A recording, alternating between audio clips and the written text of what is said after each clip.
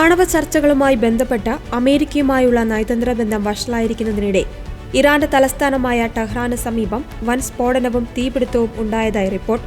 ബുധനാഴ്ച ടെഹ്റാൻ പ്രവിശ്യയിലെ പറൻ നഗരത്തിന് മുകളിൽ ആകാശത്ത് കറുത്ത പുക പടരുന്നതിന്റെ ദൃശ്യങ്ങൾ പുറത്തുവന്നു.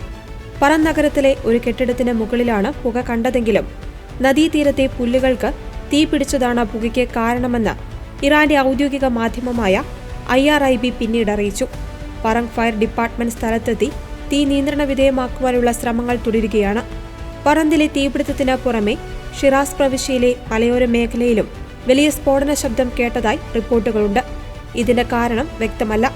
കഴിഞ്ഞ കുറച്ചാഴ്ചകളായി ടെഹ്റാനിലും പരിസരത്തും ദുരൂഹമായ നിരവധി സ്ഫോടനങ്ങൾ നടക്കുന്നതായി പ്രാദേശിക മാധ്യമങ്ങൾ റിപ്പോർട്ട് ചെയ്യുന്നു.